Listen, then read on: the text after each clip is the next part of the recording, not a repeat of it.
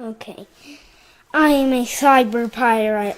You are listening to the Grumpy Guy BJJ Podcast. I am coming to get you. Hey!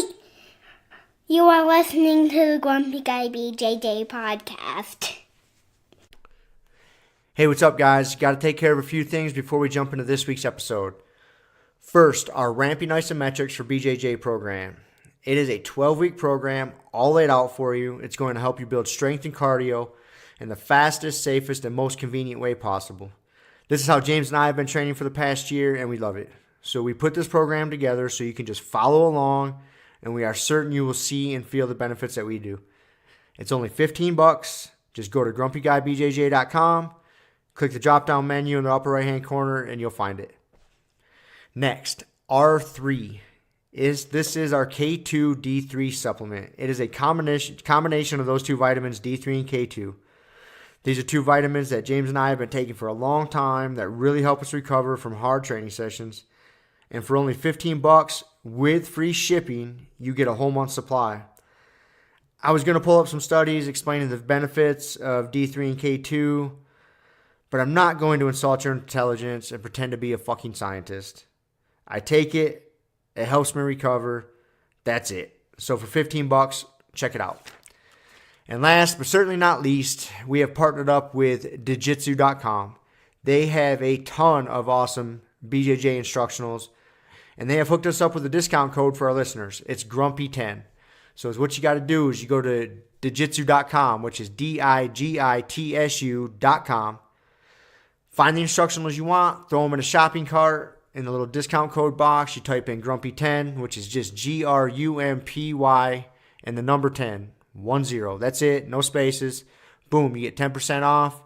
You're up and running. They got a nice app you can download on your phone. That way you can take your instructionals right to the gym with you, watch the technique, drill it. It's a pretty sweet setup. So once again, DIGITSU.com, discount code Grumpy10, GRUMPY10. Simple as that. To find all this stuff I just got done talking about, go to our website, grumpyguybjj.com. Click the drop-down menu in the upper right-hand corner. There, you'll subscribe to our newsletter for podcast updates. You'll find links for the Ramping Isos program, the R3 Recovery Supplement, and then under the Programs and Products tab, you'll find a link to Jiu-Jitsu.com. And let's be honest, if you guys can't figure out how to navigate a website by now, there's nothing I can do to help you. So quit fucking around. Check it out, train hard, and let's get into this week's episode. Boom. We're back. We are back. Now it's our first episode of 2019. Yep. 2019. Have you had to scratch out 2018 yet on any of your forms? Oh, yes. At work? Several times. I'll be good, and then all of a sudden I'll just be like in a hurry doing shit, and next thing you know, I have like 3 pieces of paper filled out with 2018 on it. Like, God damn it. Dang it. Yeah. I scribble them out. Yeah. I haven't written it out yet, but I've had to catch myself typing it out here and there. So, but, yeah. Typing it out? Fucking computer should just know that. It should. It's bullshit. Sometimes. Well, anyways, I'm not going to go into all of the boring ass reasons that I find myself having to type out the year. TPS reports? Yeah. Well, copyright, blah, blah, blah. Anyways, there you go. So you made me do it. On that ridiculous note, I asked Alexa this morning I asked her 2 questions. First, I asked her if she worked for the government. She said no, she works for Amazon. Okay. And then I asked her if she's spying on me. And her answer was, she only sends audio recordings to Amazon when I talk to her. That was what she told me. That's what Alexa, you had a conversation? That's what Alexa told me. Wow. Yeah. So. I ask Alexa a lot of questions just to see what she says. That's funny. Yeah. What, The other, she gets stumped a lot. She's smart. She's smarter than Siri, though. Oh, yeah. Yeah, Siri. And since I've been using Alexa, like, Siri fucking sucks. Yeah. And very rarely does Siri work good on my phone. Like, I ask her to do something. Right. It's almost pointless. Yeah. I mean, I don't understand why they're so shitty and Alexa's, like, I can yell from across the house to turn on lights, and Alexa will fucking turn them on for me. Like, no problems. I have no clue, man. I don't know. I think Apple's slipping a little bit. Mm-hmm. I think that they're... And what's crazy is I'm just using that little Echo Dot. It's like a little $30 device. Right.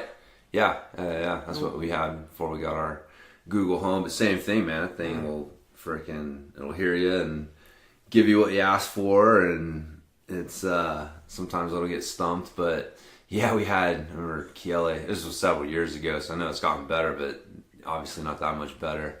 But she had a Apple iPhone, and dude, we used to just sit around and ask Siri questions just to have a good laugh, because it was like you never got anything useful from it, and if you did, it was, let me search the web, and it would just go to Google.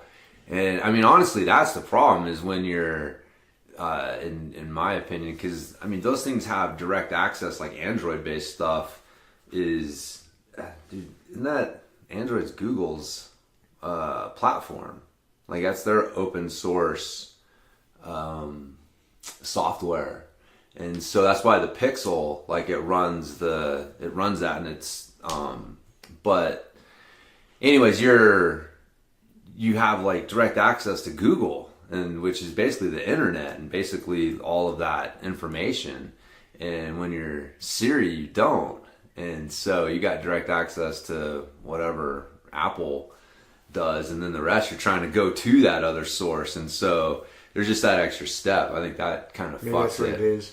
It was new, they were, when Siri first came out, again, you couldn't, to be able to talk to your phone and have it talk back to you and be able to say shit like set an alarm or, set a date in my calendar and have it do that. Like, who the fuck? No one could do that. That was crazy. So when she first came out, you were willing to deal with those issues because, like, no one else could even do what she was doing.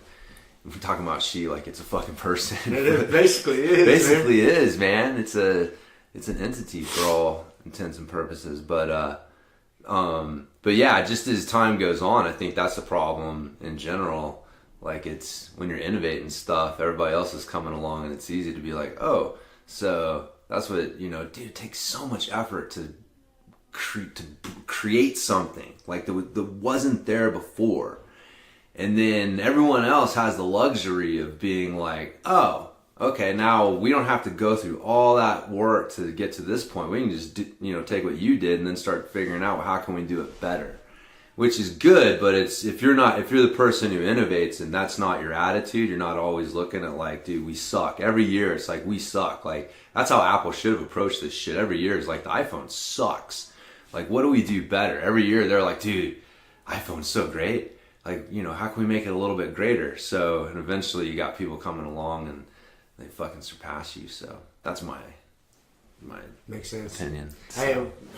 I'll bring this up and then we'll stop talking about these fucking robots. I had some major first world problems yesterday because I got a majority of all the lights and shit in my house are all connected through a hub and through Alexa. So I got it all set up, man, to where I can just like say, good night, Alexa, and it'll fucking just shut down my whole house, make sure all my lights are shut, my front door's locked and everything. I got all these different things set up. And for some reason, man, if all my light switches, all my Z-Wave switches fucking got disconnected and I couldn't find them, they wouldn't respond and I couldn't get them to reconnect. Dude, I spent like 2 fucking hours yesterday. I had to go, first I had to figure out, I was troubleshooting. I tried a couple things.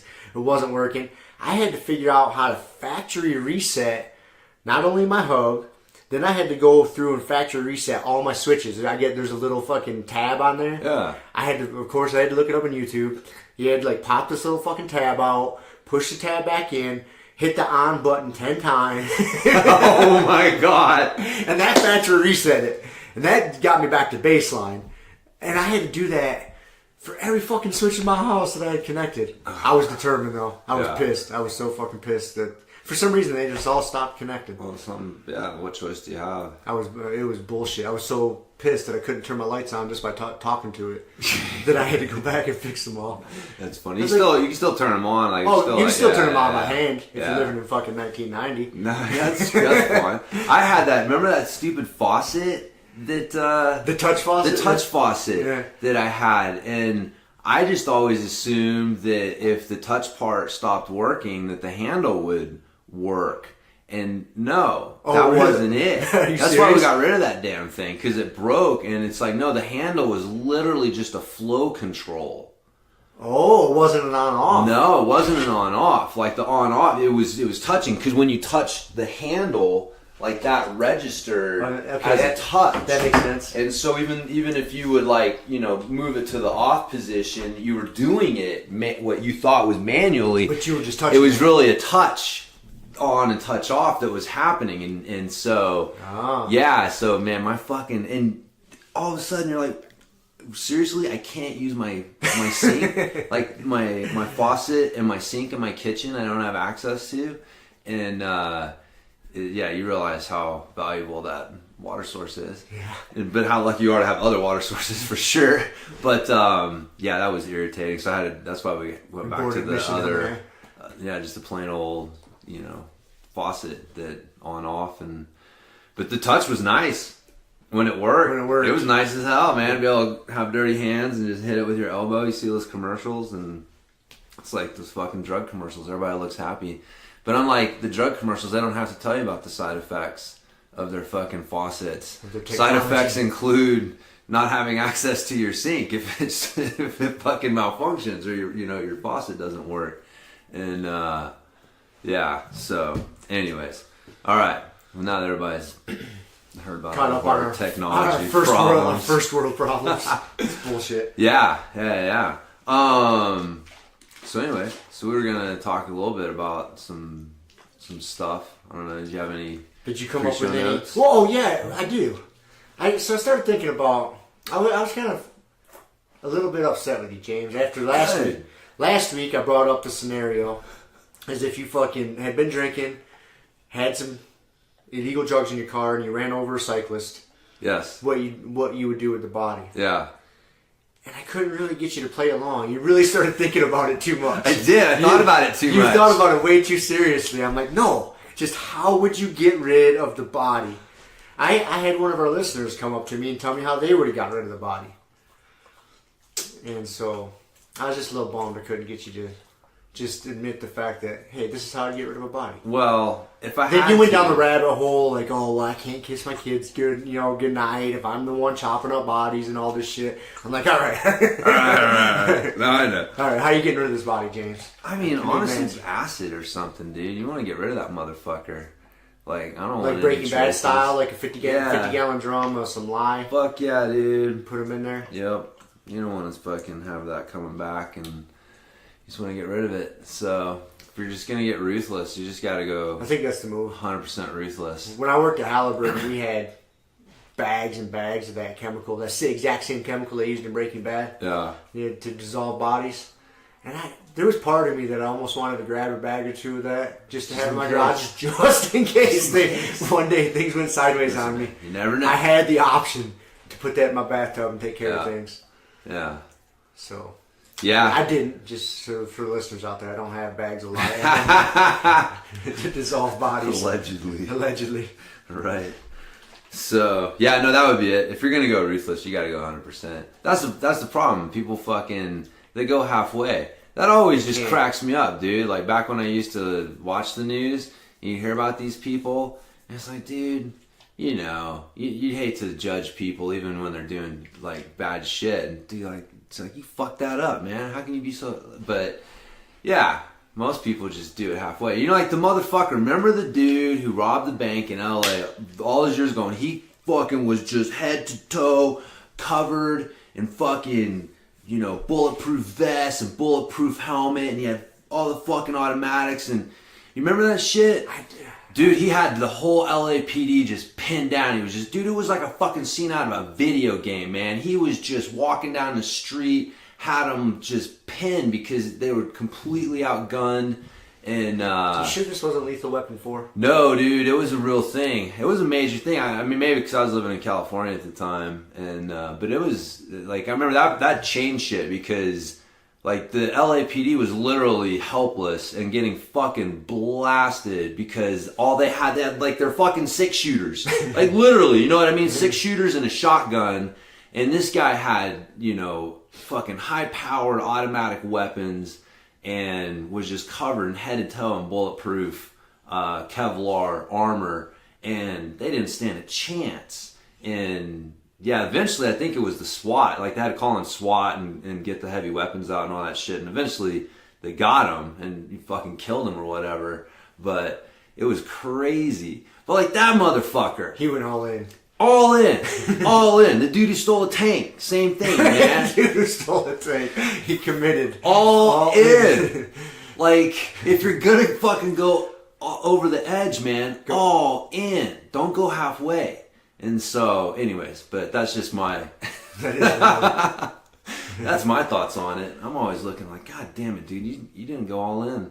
You just went halfway in. That's why you got fucking caught or stopped or... Can you imagine the fear that would be going through your mind on the way home with a body in your trunk? So now you've been drinking, and you got a duffel bag full of mushrooms, and now you got a body in your trunk to take home and melt with acid. That drive would be a pretty intense drive. It would be. Yeah, for sure. It would be. I've had some drives with some weed in the car. That felt the same. Not the same. I'm sure it'd be more intense. I'm just saying, like, I've had a few instances where I'm driving and been a little paranoid, but still happens every time I drive through Utah. You believe that shit? You still got to drive through a state where if I got fucking... Is weed illegal still in Utah? Yeah, it's still illegal over there. It's because of the Mormons. Oh, it's crazy, dude. Because then, like, once you get in Utah, you go to Arizona, where I'm pretty sure it's legal now. And then you get to Nevada, where it's legal now. And then California. It's like, usually that's, you know, you're either driving to Vegas or California, something jiu-jitsu, or just get the fuck out of the cold related. And, yeah, like... I got to deal with driving through the state where you still got these fucking archaic rules. And anyways, I'm not like I'm carrying like fucking pounds of weed or speeding or anything, but it's there's that gamble. There is a little bit, man. Dude, I mean, it's just stupid. It's just like the shit cops used to do back in the day when it was super illegal. Like if they found a little bit of shake, some remnants from rolling a joint in your cup holder or something. Yeah. That's it. We're searching the whole fucking car. And just tearing it apart. Fucking A, dude. All they have to do, they see a stem on the floor, on the floorboard. Oh, that's it. Oh, you got drugs in here. And they're just ripping your fucking vehicle apart. Oh, dude, yes. Remember those days? Oh, yeah, that's man. probably what those assholes would do. I've been there, man. Yeah. Yeah, I spent some time back in Massachusetts and Rhode Island. Like, they're fucking... I think Massachusetts is legal now. And back in the day, like, Rhode Island was ridiculous. Like, it was like, if you got caught with a stem or something like that, like, they were just gonna fuck you over. So, like, you drove very slowly, made sure you did not have shit. Like... You think Rhode Island's pretty small? Yeah, you can get through it pretty quickly. Utah's big. Utah's big, man. You're going all the way across Utah. Utah's big. You're in that motherfucker for a while. Yeah. So, but anyways, like I said, I mean, you know, it's just, but it's definitely probably not the same as driving with a body. Probably not. And I like that I kept the mushrooms too. I guess again, all in. It's like I'm gonna go all in. Yeah. I mean, you already got a body back there. What's the difference in having a duffel bag full of mushrooms? If I'm getting charged with shit, adding a duffel bag of mushrooms onto it. At least you can, as you're getting pulled over and you know it's going down, you can just try to eat handfuls of those mushrooms to make it I don't know that I would want to do that. I don't know if that would be my best fucking option, man. It might make your first 12 hours in the process pretty interesting. Dude, fucking start hearing sounds from the trunk. And oh, God. Yeah, so, anyways. Maybe not a good combination. I would say only eat them if you're getting pulled over. Still. Anyways.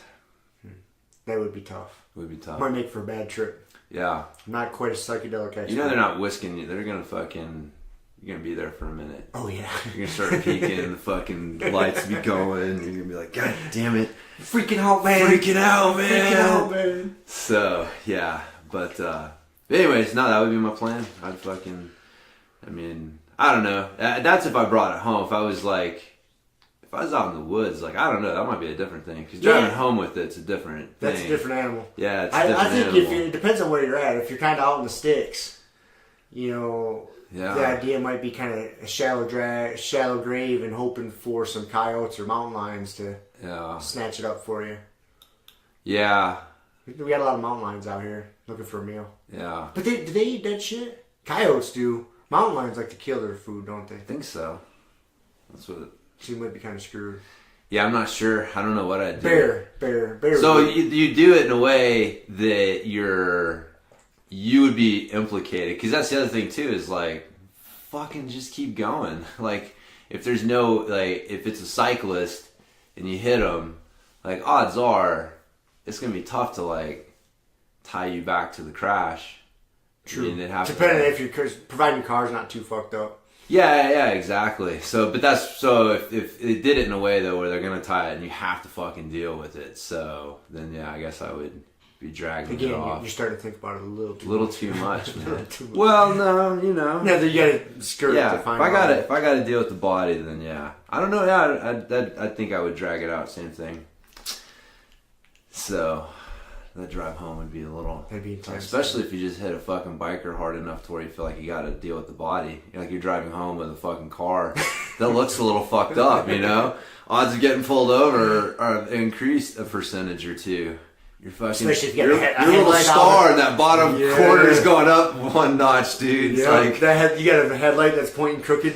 Yeah. Like blind an oncoming driver or something. Exactly. State Patrol sees that, like, oh, let's fuck with this guy. Yeah. He's up to no good. Yep. Can't fix his headlight. Exactly. Yep. They just, half the laws in the book are just so they can pull you over just to see what the fuck you're doing. Exactly. That's my... That is. I mean, I think so, that's man. Most of them. I think so. Half the time I get pulled over, you can tell, like, oh, that's not really what you were looking for. I mean, I haven't been pulled over in a while. It's funny, when you become an adult, and I think you stop driving, but also, yeah, when you just look like a dumb asshole, and you might be pushing speed limits or doing whatever a little bit. Or if you just look shady. Just look shady, yeah. Like I said, man, you get pulled over, and it's like, oh, you know, yeah, I hear the words coming out of your mouth, but it's pretty obvious that's not what the fuck you pulled me over for. Like, you're checking for other shit, and it's either like, whew, I'm glad I don't have anything, or like, oh, fuck, man. Like, I remember. How hard is it going to bust my balls? I remember one of the first ride-alongs I did. This cop, we pulled over by the set of railroad tracks and kind of incognito off the side of this building. Yeah. There was a railroad crossing there. And he was very blunt about it. He's like, no, this is a good place to sit because a lot of dirtbags drive through here. And then if I feel like I want to harass somebody or they look like they're up to no good, 99% of the time I can say they rolled through the stop sign at the railroad tracks. And so I had my reason, my probable cause to pull him over. And so that's what he would do. We would just sat there and waited like, oh, that guy's hat's crooked. Let's get him. Siren fucking bloom blaze up on this poor dude. Fucking harass him. That's exactly. He's like, yep, that guy looks shady. Nope, I don't think he stopped. He looked at me. Did he stop? I'm like, no, I didn't see him stop. That's it. So rotten. Oh, it's profiling, man. Hey. For sure. It's part of the gig. It's part of the gig. You have to. I'm sure there's a whole section in the police academy that teaches you how to profile. Yeah. There's got to be in the curriculum. You would think. A book. A book and profiling. Here's how you profile. Here's the guidelines for profiling. The characters that you may face. Characters you may come across out in the world. And they teach you how to write up the report so it doesn't look like you were profiling. I'm sure it's a whole fucking thing, man. I'm sure it is. That's right. I'm sure it is too. So, anyways, yeah. Just for the record, man, most cops out there are doing a good job. But we train with a lot of them. Yeah, for sure. But yeah, it's I've been involved in a few instances though where I'm like, what the fuck is going on here? So there you go. Anyways. How do we get? I don't even know how we got going on that. New Year's resolution. We were going to talk about plans for the new year, New Year's resolutions. Yeah. Maybe trends. Some fucking trends and shit. Yeah. Did you end up coming up with any resolutions for yourself? Some resolutions. Well, goals. I came up with a few. One, I want to keep learning to play the guitar. So I set a goal of learning a new song every 90 days, or at least getting going with it. So is that? I mean, I'm so uninitiated in musical talent world. Is learning a new song in 90 days a pretty feasible task? I have not the fucking slightest clue, man. I'm going for it, like, because I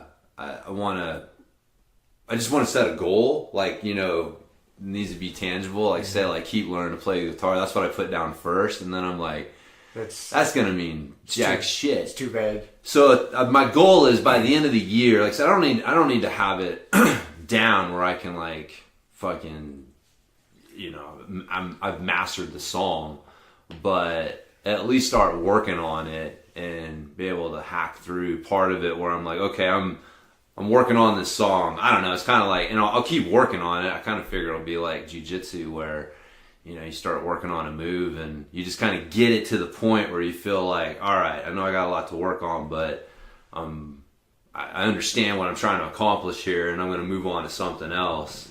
And that's my goal. So, or one of them. And then I want to get up to 175, man. I want to end the year at 175. How much you weighing right now? It's 171 this morning. So when I started this whole thing, it was like 168. So. And are you really tracking your calories and going from that route? You got to bulk up, man. You got to figure out where you're at, how much you're eating, how much increase you need to do, because you don't want to increase too much and get fat. That's true. You know, you got to get systematic here. I'm surprised you know what's funny is, like, you love data. Like, you got these fucking chest straps and Fitbits, and you're keeping track of all this shit. But then when it comes to nutrition, you want to bulk. It's like you refuse to count calories. Like, you got to start counting these motherfuckers, dude, if you want to bulk. You got to. I'm a firm believer in it, dude. If you want to put on some muscle, you got to, because you'd be surprised. I bet you'd be surprised at how few calories you eat. Because you don't eat a lot. You know what I mean? You don't. Well, I see. I mean, yeah, you'll fuck off here and there. You're not super strict, but you're not a slob by any means. No. But I bet you, like, if you were to track, I bet you don't eat very many calories throughout the day, man. Listen, here's my deal. This is my Bugs Bunny defense. I don't believe in all that calories in, calories out stuff. It's kind of like gravity with Bugs Bunny. You know, if you don't believe in it, it won't affect you. So, like, I know there's something there, but that's not all that's there, and so I choose to just focus on all that's not there. So, no, I know what you're saying, right? But the thing is there's definitely like, yeah, I don't know how to put it. Like, it's not untrue, but there's definitely more to it. And so, and that's just my excuse, because counting calories is tough. Some effort. It's some effort. It takes some effort. So I guess, like, yeah. I think you're gonna have to, man. I don't know. I really, honestly, I mean, we're not young anymore. Yeah. And so putting on muscle is not gonna be as easy as it once was. And it was never easy. It was never easy. I mean, you're never not a giant. easy. You're not a big guy. You No. and I are kind of built the same. It's not never easy for either one of us to, like, just start lifting heavy and put out muscle. Yeah. And I think it's a piece of the puzzle you're gonna have to incorporate. Well, all right, couple things.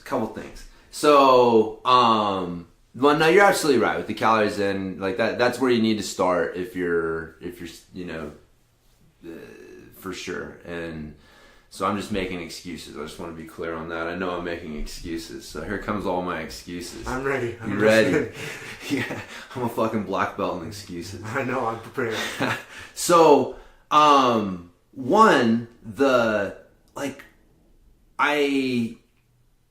one point, 175 was more like my set weight point.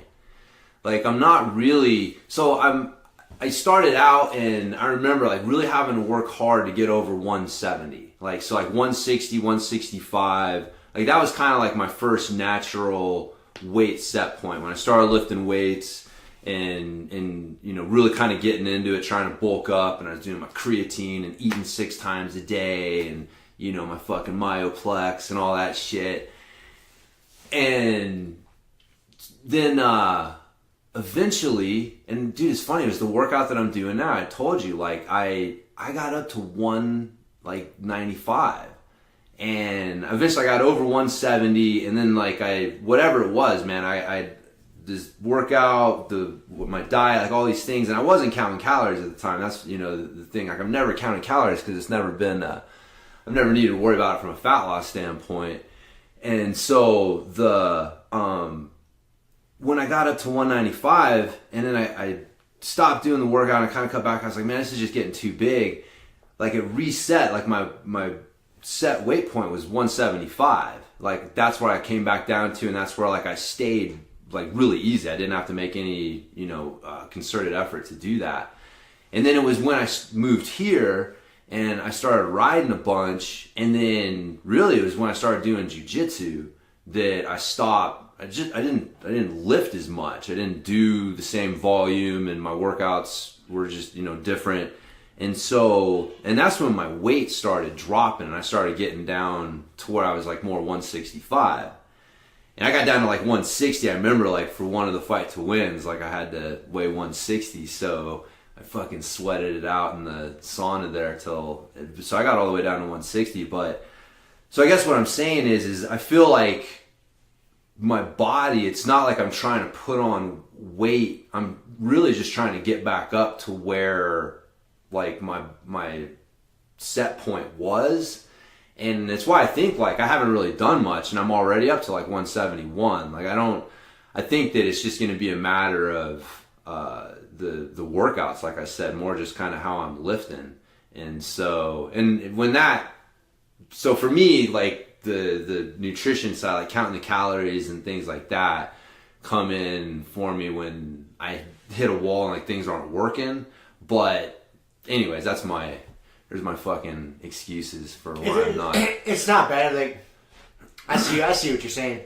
I think you're gonna hit a wall pretty fast. Yeah. Just lifting, and not if you want to wring any more out of it, you're gonna have to go on a little calorie surplus. Yeah. And start tracking. You're gonna have to. Yeah. I firmly believe like you can come up with all the excuses in the fucking world, man.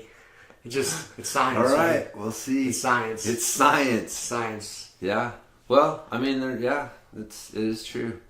Science is because it doesn't. I mean, and it's not something you got to do long fucking term. You do it for like a week or two just to see like, oh man, I'm not eating nearly as much as I thought I was. Yeah. Okay, let's increase it by 500 calories or 250 calories even, and then okay, that's just one extra protein shake or one extra meal or whatever. And that's just, so once you do that, like okay, I want to increase it by 500 calories a day. I just add this in one more time a day, and then you don't have to track anymore. Because then if you just kind of stick with this about the same routine, you're pretty fucking close. Okay, I'm eating a little bit more than I had planned, and now I should be in a surplus. And then because when it comes to tracking, it's a fucking pain in the ass, dude, to do it day in and day out. Yeah, it is. I mean, you're always typing it in. I mean, old days you're always writing it down. Nowadays it's a little easier. Right. You can type it in and keep track, but it's still you have to take the time to do it. And then if you're getting serious with it, you're not eyeballing how much you're eating. You're fucking weighing shit. You know what I mean? So it does. It just snowballs into like. Yeah. It takes an effort, But yeah. I think you're gonna have to do it, man. You're fucking 43 now. Yeah. I really think it's gonna go that route. Maybe. We'll see. I haven't really focused too much on my nutrition yet, so. I know I can do a much better job. I have a lot of holes I can fill before I even need to start worrying about counting calories. Well, the fun part about getting big is that you just get to eat more. Yeah, but I don't like to eat is my problem. Like, it's not... I mean, I do, but I don't know. Like, that's what you're saying. Like, it's hard for me to sit down and eat a bunch of food. Like, I cannot sit down and just eat a bunch of food at one sitting. And so I'll tend to snack... or graze or whatever the hell you want to call it, but yeah, like eating, like it's not. I know, but that's always been my struggle. Like even when I was trying to be the bodybuilder and I was eating every 3 hours, it wasn't fun. I didn't enjoy it, and so it's never been that way. That's a pain in the ass having to eat every. That was the old bodybuilding mentality. Yeah. Eat every 3 to 4 hours. That's fucking exhausting. I don't like doing that. Yeah. But I make sure I treat it just like, you gotta fuel the fucking vehicle you're running, and It's tough. Like I don't like sitting down eating huge meals either, but I will try to structure. I know if I'm going to be gone and doing shit all day, doing this or that, and I'm not going to sit down and eat, there'll be a lot of times, okay, I'm going to eat a bunch in the morning. Right. Because that's going to fuel me throughout the day, get me do what I got to do, and then I can eat again when I get home. Yeah. You know, so I'll play with it like that. Yeah. But I'm not a big fan of eating breakfast. I don't like waking up and eating a lot. But there's kind of some days where I almost feel like I have to, just because I know I see what's coming. Like, all right, I'm going to be putting on a lot of effort today. Like, I'll do that on snowboarding days. Because I don't want to buy food up on a mountain. It's expensive as shit, and I don't want to have to take a bunch of fucking food with me. Right. So I'll do that a lot. Like, I'll wake up and eat a bunch of, eggs and kale, just fuel up for the day. A little bit heavier than I want, but then I can ride all day until 3, 4 o'clock in the afternoon and not need anything. Right, yeah. By the time I get done, I'm, fairly hungry. So, I play with my activity like that, food, but hey. Yeah, I'll do stuff like that, yeah, for sure. But in general though, yeah, it's not like eating more food doesn't necessarily equate to like, yeah, that's good. So, but anyways, we'll see how it goes. I don't know. It's funny. I've never been the nutrition guy. It's just never been my. I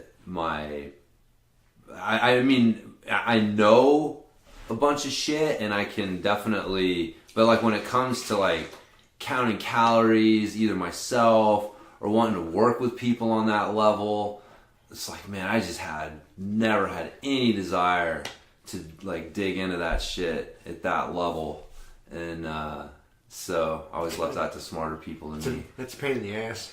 It is a pain in the ass. Kelly was good at that, like working with her, because a lot of the ladies that she worked with were fat loss, and so again, man, I know the shit. I mean, that's the thing, is like, it's not from lack of knowing. I know everything you're telling me. I've sat on the other side and told this to people. Like, look, man, you're gonna have to write down what you're eating. We're gonna have to figure out how much you're eating and where we're making the mistakes, and we can do better and all these things. And so, it definitely helps. But for me, it's just, I've always just been like, man, I just want to fucking, if I'm hungry, I want to eat. If I'm not hungry, I don't want to worry about it.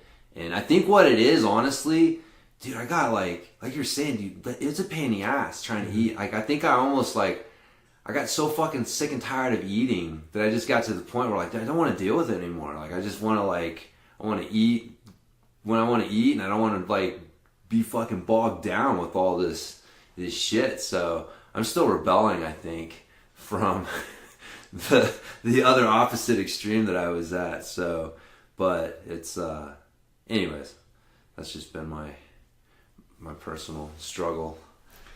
It is a struggle. It's one of those things you got to find what works for you. What fits your lifestyle good, and how to incorporate being healthy or attaining goals with what fucking works with your personality. Yeah, and it really does, because not everybody's can fall into that and work that. Like today, I've had coffee this morning, and we'll record this and go train. So I won't eat until 2, 3 o'clock this afternoon. But I'll be starving. I'm going to go get a good workout in. Yeah. Go take some ass whoopings. Hopefully dish a few out. But dude, I love that. I love not eating all day, fucking doing stuff, working out hard, and then going home and just mashing some food before I, finish my day. Yeah. But I'll probably only eat twice a day. Right. And it fucking might only even be once. I might just go home and eat quite a bit, and then go about my day, and then it might be time to go to bed, and I'm like, fuck it. Yeah. I don't need to eat again. Well, see, that's just it, though. It's like, you're just kind of, you're eating when you want to eat, and not so. And that's kind of where, like I said, where I'm at with it. And so the whole counting calories thing, it's like I said, when I hit a wall, if I get to that point, I can see throwing that in. But I guess my thing is like, why start fucking with that when I don't have to? If I don't have to, if you don't have to, because it's a pain in the ass. It is a pain in the ass, dude. It's a whole extra step to your day. Yeah, for sure. So it's but it is good, man, if you're trying to get your diet figured out, because it's all about habits. I mean, that was the thing that, what we're talking about here. Like, if I'm trying to add weight, and we're talking, there's general things that you should be doing. Like, if you're not eating clean, then that's a good place to start, and that'll probably clean up a lot of stuff. I mean, counting calories and eating 2,000 calories of fucking junk is not the goal, really. It's like, make sure you're eating clean and you got these basic habits in place. That's going to take care of 80 to 90% of what you want to do. But if you want to go, you want to drop some weight, trying to get ready for a tournament, or you want to, add a little bit more mass than your body naturally wants to do, then you're going to have to dial things in a little bit tighter. And that's where the counting calories and stuff like that comes in. So it's, it's both of them go together, but it's those habits but just writing down what you eat. And like I said, that was the first step we would take with people, because you got these basic habits, and we've talked about a bunch of these habits before, and you can just have somebody write down. It's like, I'm not even worried about how many calories you're eating at this point. What are you eating? What the fuck are you eating, and what are your habits? And then fix those habits. And then, once you got those habits in order, you'd be surprised how much of the other shit takes care of itself without, like, I'd seen that a bunch where, people never got to the point where they had to count calories, but they still had to write down what you were eating. There's always, I think that's like kind of the commonality. Like, maybe you never get to the point where you're counting calories, but if you don't know what you're eating in the first place, and you've never really like tried to get your nutrition in order, like, you have to fucking do it. Like, you can't just go from like eating Big Macs and stopping by 7-Eleven and getting big gulps to eating clean overnight. Like, you're gonna have to write down and figure out, where am I fucking up? What are the habits that I need to focus on? Where's the low-hanging fruit? What's the easiest thing that I can focus on and do better, so I can start getting small wins, little that people need to get momentum going. So yeah, write your shit down. I'm not going to. I think that, no, I think what you said, like I'll probably kind of repeating what you just said, but in a different way, is I think a lot of people fuck up because you really just have your big rocks when it comes to being healthy, like moving a lot or adequately, eating clean, hydration and sleep, really kind of like these big rocks. And if you don't have all those in order to a somewhat certain extent, you know what I mean? Like, if you're sitting on your fucking couch eating organic gummy worms, right? Like, the fact that you went and bought the organic ones, you're worrying about the wrong goddamn thing. And it's only 200 calories. Yeah. You're worrying completely about the wrong fucking thing. You got a lazy fucking lifestyle. You're eating a bunch of dirty food, but you make sure to go buy the all-natural hippie deodorant because you don't want to put chemicals in your body. Yeah. What are you worrying about here? Yeah. Like, you got all these other big rocks you should be working on before you start filtering it down. And there is, like you're saying, there's all those big rocks you can organize and get in line before you even need to worry about starting to fucking count calories. Yeah. Because that's just, once you get to that point, you're refining it. Yeah. And I think that's basically what you're saying. No, you exactly. got all these other big pieces that really need to line up before you, because, if you're counting calories and you're eating fucking Cheetos, right. What do you do? Right. Yeah. Like, you're spinning your tires. Yeah. And that's what I was saying. Like, honestly, it is a little bit more than calories in, calories out. And there are some studies that have like shown, like, it's, the math doesn't always make sense. Like, it's not always exactly this calorie in, calories out thing, both on, a weight gain and a weight loss, like, side. So that's why, like, starvation diets don't work. Like, dude, you got these giant calorie deficits, and yet somehow the body's not fucking dropping the weight the same as if you ate a little bit more and you gave it the right, nutrients that it needed to feel safe dropping the weight. So, but if you're, so anyways, there's just, it's two sides. You gotta understand how to balance this stuff. So, Speaking of that, then we'll get off the goddamn nutrition nonsense. I witnessed, there was this little handful of people I work with that are probably like some of the most non-athletic, non-active people that I know. Just quite overweight, lazy motherfuckers. And they were all, New Year's, so they're all on the New Year's resolutions. And they were all sitting around talking about the keto diet. Yes! And I just about jerked the fucking wheel in oncoming traffic after hearing like some of the shit that. But now that I see that like, the keto diet has made it into like that genre of people, I was like, holy shit! Like that thing, it's gone mainstream. It's gone completely mainstream. Yeah, I was like, whoa, and because then I was hearing some of the shit they were talking about, and I did really good at not getting involved. I was just kind of eavesdropping and chuckling on the inside, like, huh? Yeah. All right. Man, I mean, if he gets one of them, head in the right direction, but it has definitely hit, like, the mainstream. Well, it's the Atkins diet again. Yep. Like, people, like, we've been through this before. Mm-hmm. It's just a reboot. Rebrand. Yeah. Basically is what it is. And you could go back even further than that. I mean, again, I remember, there are examples of people recommending similar approaches, which are basically cutting out the fucking carbs, man. Just getting rid of the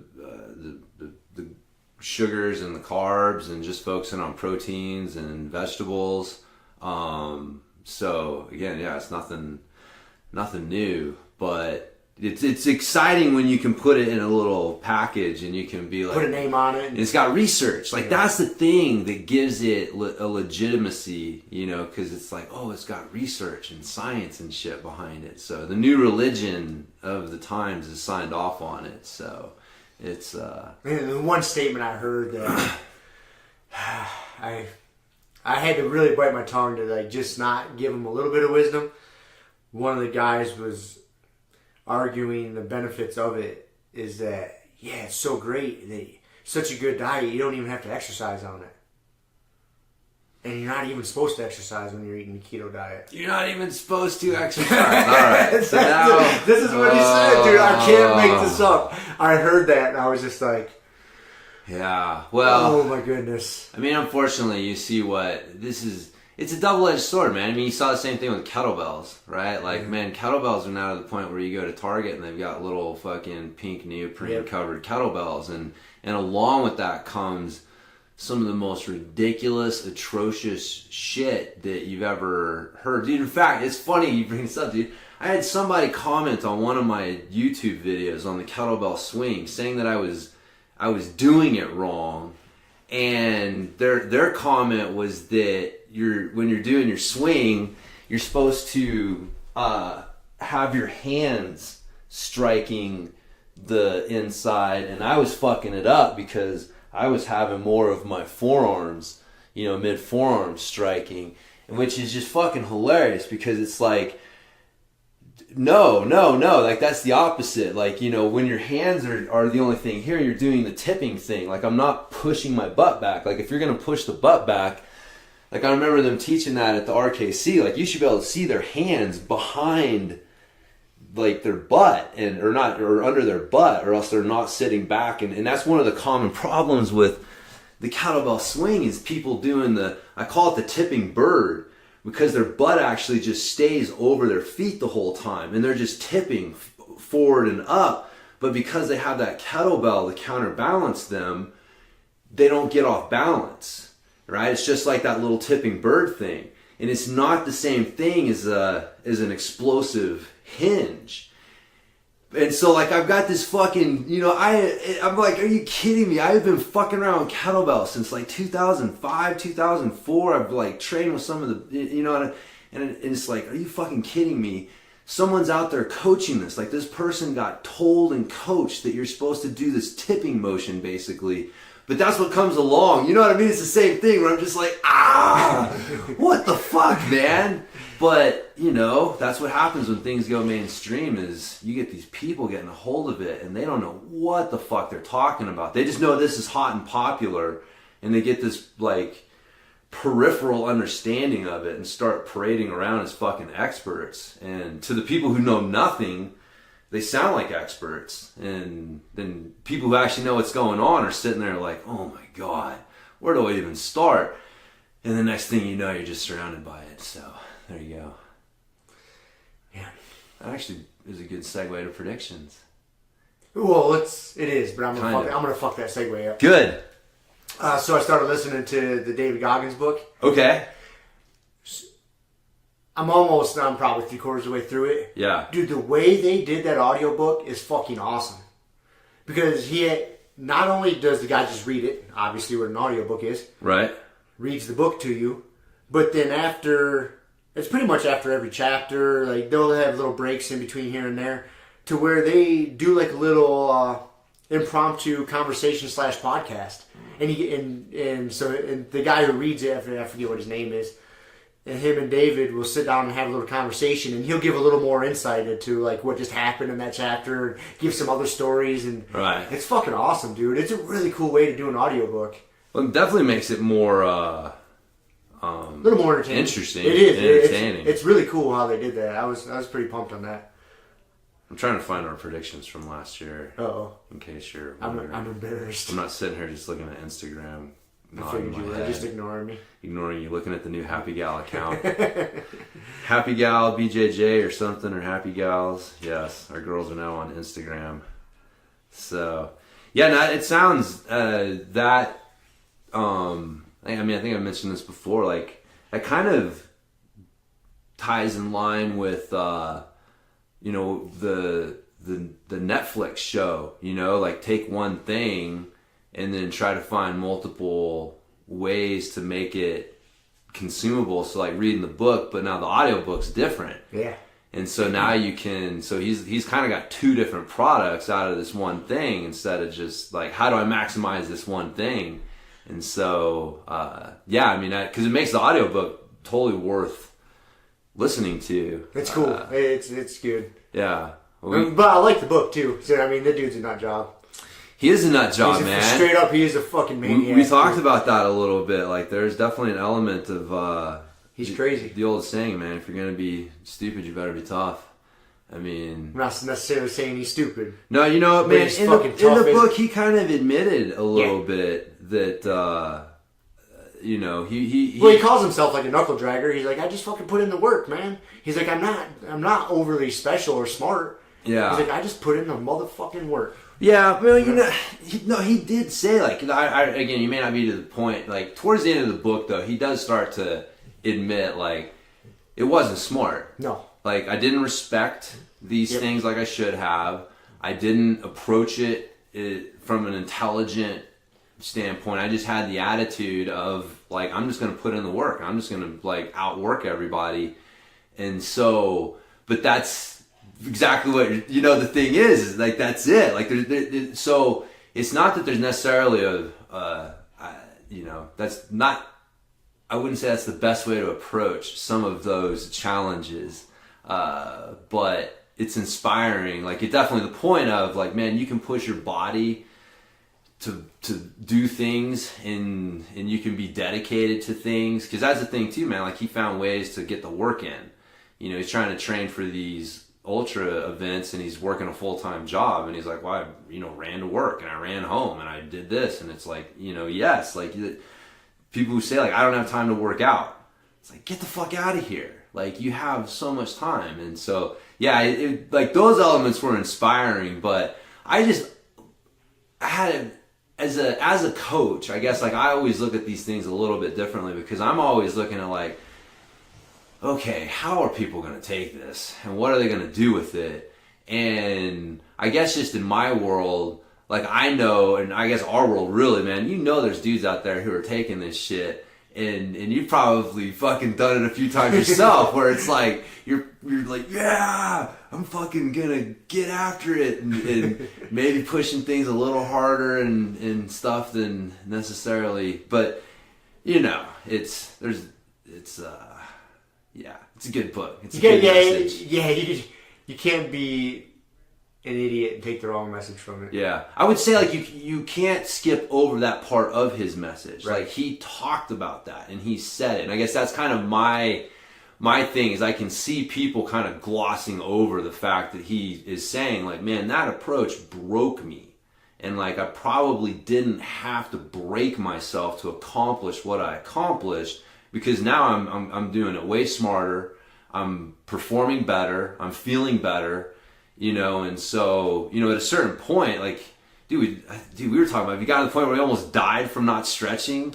Yeah, I'm getting there. It's kind of like the last quarter of the book. Yeah. He's starting to touch on it now, because Yeah. that's where he's starting to touch on the lack of respect for the activities he was getting into. Like that first, what was it, like the San Diego all-day race? Yeah, the 100-mile. The 24. It was supposed to be 24 hours, not necessarily just 100 miles. Right. That's where he fucked up. Yeah.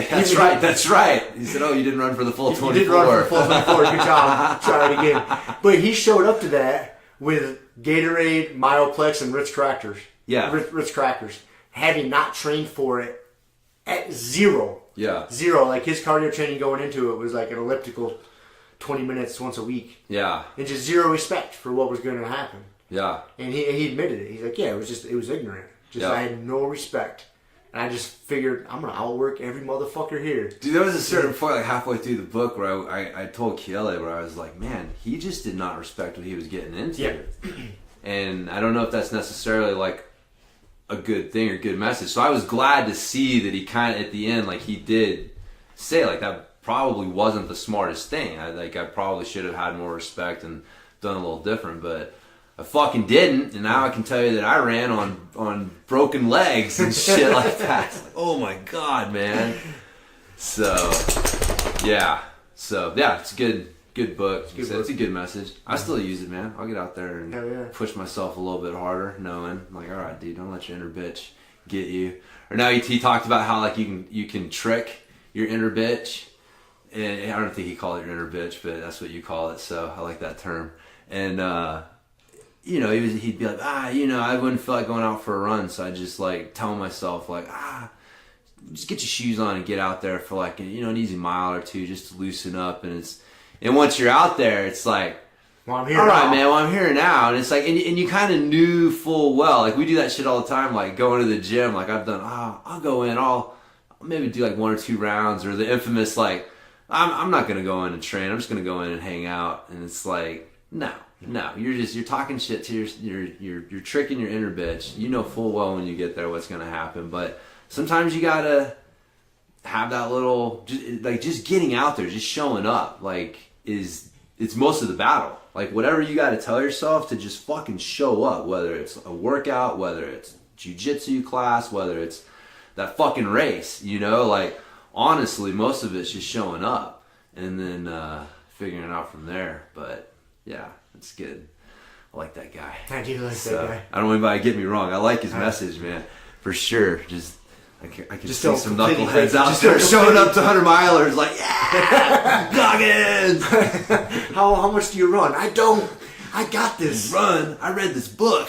Those shoes look brand new. Have you ever worn them? No, today's first day. Bought them on the way here. Bought them on the way here. That's right. Yeah, I don't think that was his intention. But, so, I found the predictions from last year. Oh, man. Yeah. We're going to make fun of ourselves. Yeah. I'm sure we were way the fuck off. Man, maybe. You ready for this? I'm ready, man. Your predictions for 2018. For jiu-jitsu, we had leg locks. I forget what you were saying about leg locks. You know what your prediction for leg locks was? Just you... Leg locks? Okay. I hit that one right on the head. Call me Nostradamus. Right.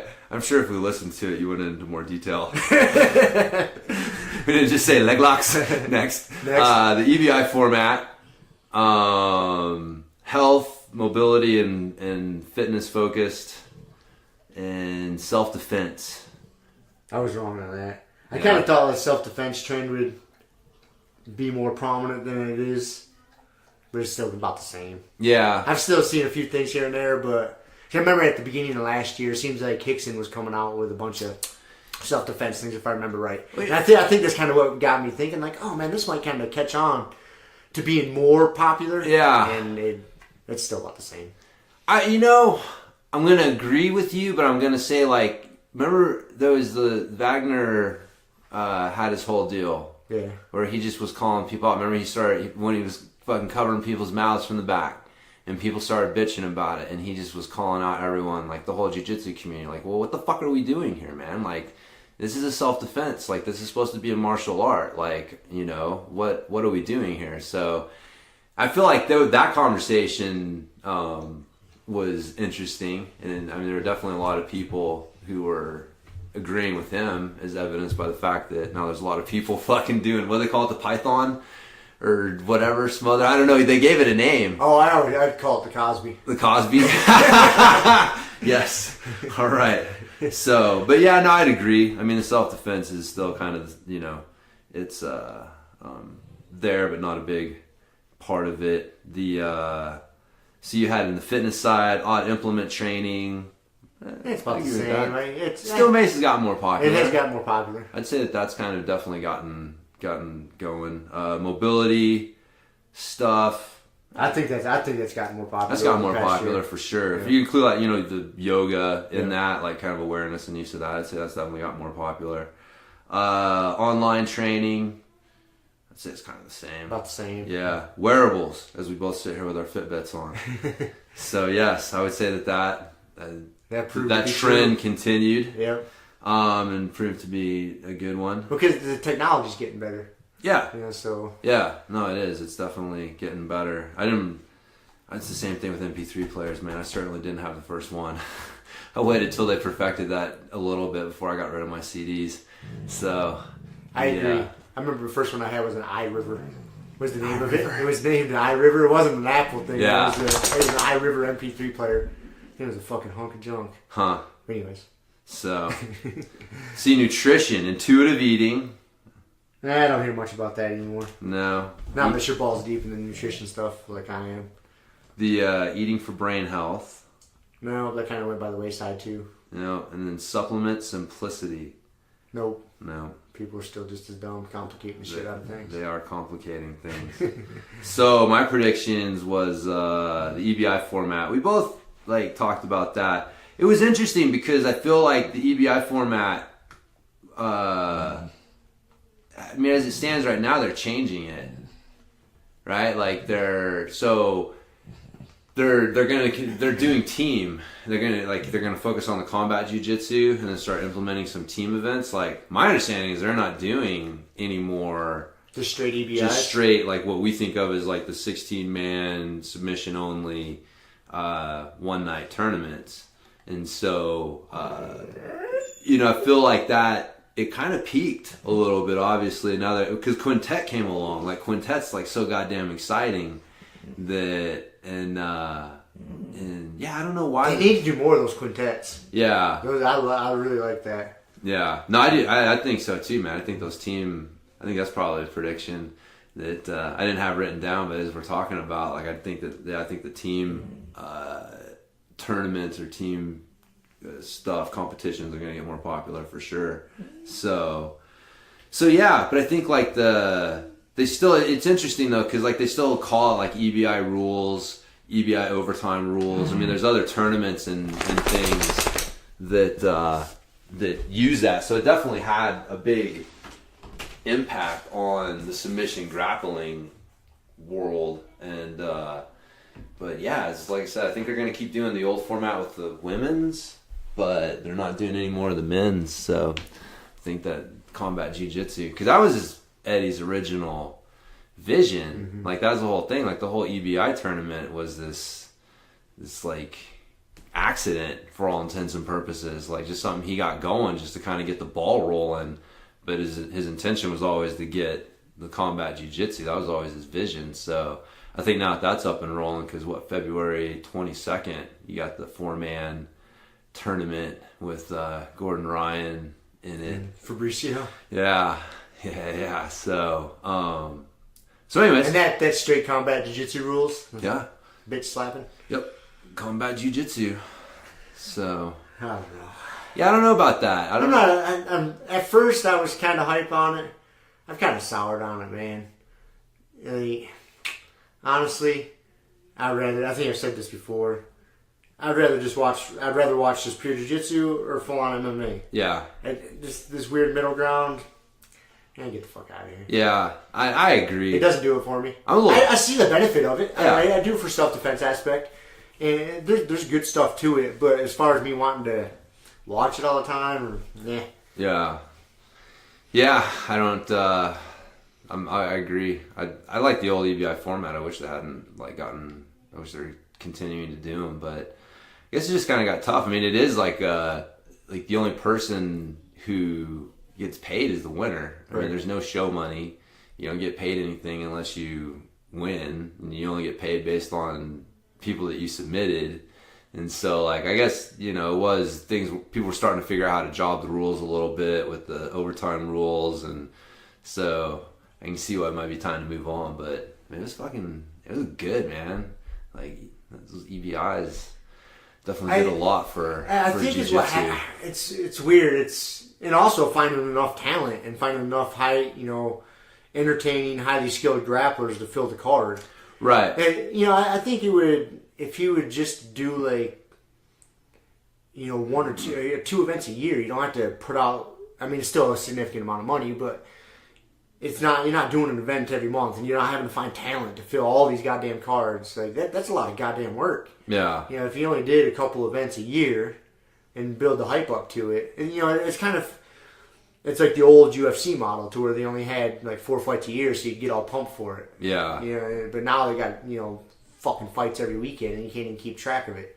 You know, I think that's kind of part of it too. Yeah, they might have kind of eaten itself a little bit, right. like its own popularity Yep. did it in. I can see that because they were like pumping them out there for a bit. Yeah. And it was exciting, but yeah, I can definitely see how it gets tough that burn rate gets tough to maintain, and then you try to cut back and it's just easier to it's like, all right, move on to something else. Yeah. So anyways, it was good, man. I think it did a lot for jiu-jitsu. Like I said, I mean, that's combat jiu-jitsu, man, yeah, they didn't really like take off. I think the leg locks, like my prediction with leg locks was that they were gonna start they weren't gonna be as the momentum was gonna slow down a little bit. That was your prediction? Yeah, because you remember last year, I think that's pretty accurate. Yeah, last year was like in the wake of Gordon Ryan and Craig Jones, just, you know, blitzing everyone in the EBI formats, and, you know, Gary Tonin and the whole Dawn and her Death Squad, like their whole thing was leg locks and heel hooks and everyone. And so, yeah, I think so. Like I said, I think that was my prediction. People were going to start figuring out how to defend them a little bit better. The momentum was definitely going to slow. The pendulum was going to start swinging the other way a little bit, which I think. Well, I think we needed it as a jiu-jitsu world or community. People like, oh yeah, my feet and my legs are exposed here. Yeah. Don't forget about it. Respect it. Yep. And that's about where the momentum stops. Like, okay. Like, if you don't really want to play the leg lock game, you still got to be privy to it. Yeah, you got to know what's going on. Yeah. And I think that's what happened is people just got more, you know, aware of it. I mean, dude, 90% of leg lock defense is early detection and awareness of it. And, I mean, I just know myself, like, it's so hard, like, you know, with you, because you know, man, like as soon as I start even just sniffing your ankle, like you are clearing knee lines, like you're doing all the things so that even if I fucking catch your ankle, there's really not a whole lot I can do with it. Like you've already got a good position, and versus someone who doesn't realize, like, oh, they don't realize, like they're getting sucked into this and oop, oh, there it is. Now your knee line's stuck and I got you where I want you. And then it's a whole different battle, and that's where people get freaked out. And so, I mean, we both train with people who just straight up even just start touching their feet and they tap because they're so scared of leg locks. And it's like, I'm glad. I think it's good too, man. It was getting and now what's ironic is, you know, Gordon Ryan's last few he's becoming known more for his back attacks and rear naked chokes, and like the rest of his game, like I haven't seen that guy finish someone off with a heel hook in a while, because the quintet, they don't allow heel hooks, and they don't allow heel hooks in IBJJF, and those were kind of his last two big hurrahs. And so, yeah, he couldn't even use that weapon, and he was just taking people's back, choking them out, triangle chokes, arm bars, just like, oh shit.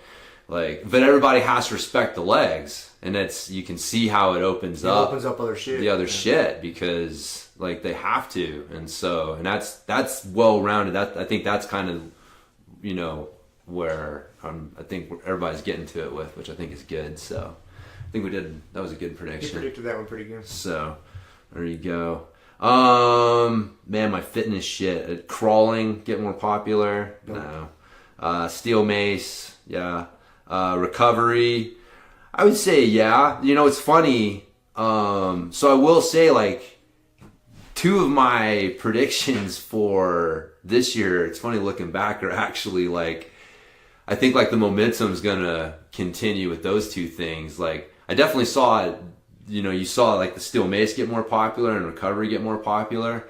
But man, now they've got all these different options. Like Whoop is a recovery monitor. Yep. You've got the Morpheus. I know that I've seen like 2 or 3 other things. I know, tracking your HRV is something you can do with a lot of the higher end Polar and Garmin, stuff. And so I think it's going to kind of make that break, kind of like the ketogenic diet, that it's going to become more mainstream. Like you're going to start hearing your average fitness person start talking about HRV and recovery scores, and then same thing with the steel mace. Like I think that unfortunately you're going to start seeing more and more videos. Rubber-coated steel maces. Well, at Target. Dude, I'm wondering how they're going to make it safe. Like I have said, if there's anything that's going to keep it from making that final breakthrough to being in Target, is the fact that it is a goddamn weapon. And it's, I think they'll always, someone's going to mishandle that thing, because I've almost had a few mishaps when I first started playing around with it. Someone's going to eat a handle to the face or something. And, it's going to, and so I think that there's going to be something that'll keep it from getting there, but I think it's going to become more and more, like way more popular. You're going to start seeing way more trainers, like we're talking about with unfortunately it's going to be like with the kettlebell, where you're going to have a lot of people who don't know what the fuck they're talking about. They just see this cool, hot thing, and they just start fucking around with it. And I already kind of start seeing some of the videos that people post, but I think that's going to be, especially in the grappling world, I think it's going to become like way more popular. You're going to see way more people working with it. So I guess I don't know what the fuck that means. I just stole 2 of my predictions from last year and just extended them out. You just scratched out the 8, put the 9 on there. Yeah, exactly. Nothing wrong with that. Exactly. So, but and my other prediction is glute training. I think that with that Brett Contreras, the glute guy, working with the Atos team, I've already seen some videos of Andre Gaval doing some work with that, the hip band, the thing around the knees. And so maybe I'm wrong, but I think like that the glute training is going to be something people are going to become more aware of. Because right now, like I said, I think the big thing that Brett has done is help people understand that there's a difference between, he calls it glute training, and it is glute training. You got to look at the different ways of training the glute, but the main one for jiu-jitsu people is your bridging. Like bridging and deadlifting are not the same thing. Like you have to have a separate movement. You have to have hinge, squat, and then you have to have that third lower body movement, which is your bridging movement. And it's basically hinging without the knees, right? And so that's the difference, is like when you're hinging, like are you using your hips, that hip hinge? And yeah, but you're also using your knees as well. And so the difference is with bridging, you want to use, you don't want to use your knees at all. You don't want any extension or anything. If anything, you want to keep the heel sucked in tight as you bridge up.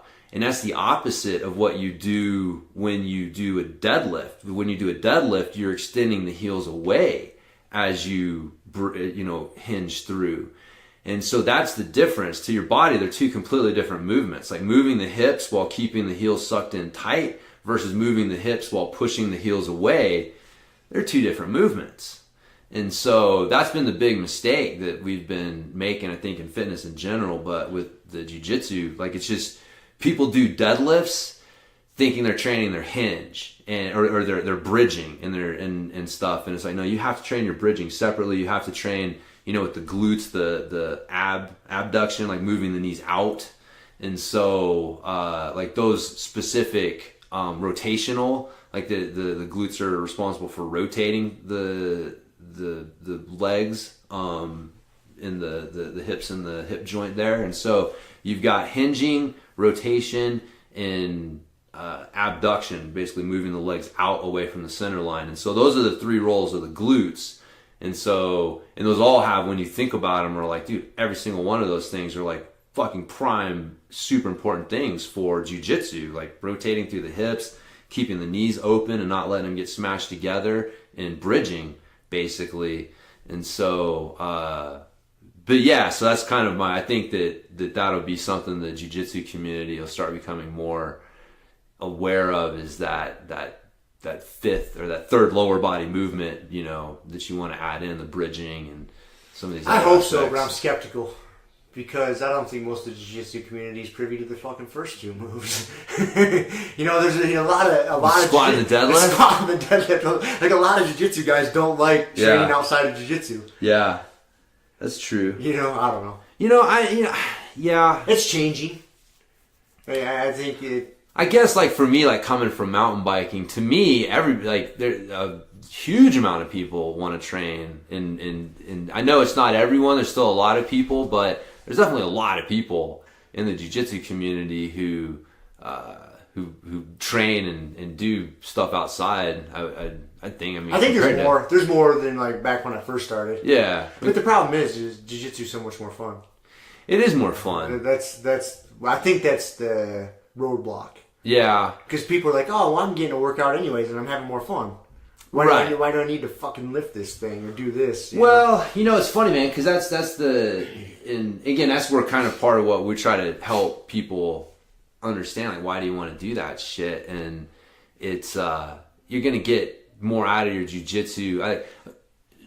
You tell me if you think I'm wrong. I've been thinking about this. Like, personally, I think that a lot of the reasons that people quit jiu-jitsu, especially if you make it through the first few months of jiu-jitsu, like, because some people, it's like, they're saying, like, you get punched in the face and you got one of two reactions, like, fuck this or fuck you, right? And so it's kind of the same thing with jiu-jitsu. Like, in those first few months, you're going to have that moment, that proverbial getting punched in the face, where, like, you're going to get a hard knee on belly, you're going to have, like, something's going to happen that really fucking says, like, man, can you take this physically and mentally? And I think that kind of gets... people figure that out relatively quickly. Like, the people who are just have that first experience and they're like, fuck that shit, like, that was terrible, the gi was like, all right, good. But man, if you make it through the first 6 months of jiu-jitsu, like, you've gotten that proverbial punch in the face a few times. Like, mentally and physically, like, you've shown that you can grind through this, so why do you quit? And, outside of, like, the reasons of, like, time or money and things like that, which are totally different, like, a lot of people quit, I think, like, they get frustrated at their lack of progress, they get injured, and they end up taking time off and not coming back, or they just get frustrated at feeling like they're always gassed out, or they're being overpowered by people, basically feeling weak and gassed out. Like, it gets frustrating, feeling that way all the time on the mat, and people can let it get to them. So all three of those things can be addressed with a good training program.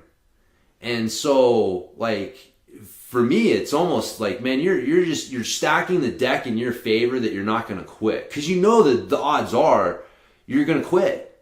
Like, I even know myself. I'm like, dude, I haven't fucking, and even when we all know, like, once you get that black belt, that's not the end. But I'm just saying, like, we're just talking, like, most people do not get a black belt. Most people don't make that 10-year, whatever, that journey. They don't accomplish it. Like, the numbers are fucking minuscule. So the odds are, whoever's listening to this, myself included, odds are you're going to fail. You're not going to make it. Something's going to happen that's going to cause you to quit.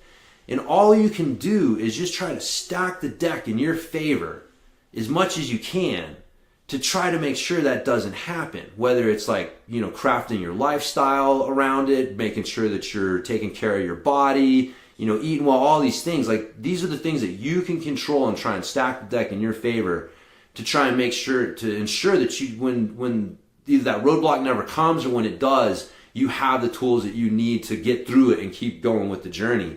And if you think that just doing jiu-jitsu, like, that's why most people quit. Because that's all they just do jiu-jitsu. Yeah, you're not stacking the odds in your favor that way, and you're not doing anything to try to ensure that you're going to make it, to the end of the journey. And so I think that's why why most people quit. So if you really love jiu-jitsu and you really have fun doing it, like, that's the irony. We talk about this, like, you have to do the shit off the mat if you really love the shit on the mat, because without it, you can't do it. Like eventually something's going to happen. Eventually you're going to, you know, have to fucking pay the piper, like start dealing with an injury or whatever it is. So that's the, but yeah, that's, I don't know. What do you think? I like that rant. Yeah. That's good. Yeah. I think that it's real good. Yeah. More people would stick with jiu-jitsu if they took care of themselves basically. And try to stack the odds in their favor a little bit more. Yeah. So, but, so there you go. I like it. Yeah. I say we ended there. Yeah, man. Sounds good, bro. All right, man. So on that, we gotta drive through a fucking snowstorm to get to the gym. Is it still snowing? Nah, it looks like it lightened up. Yeah, I'm sure the roads are fucked up though. Yeah. Okay. Cool. We'll call it. We can pick back up next week. All right. Sounds good, man. Cool. See you. See ya.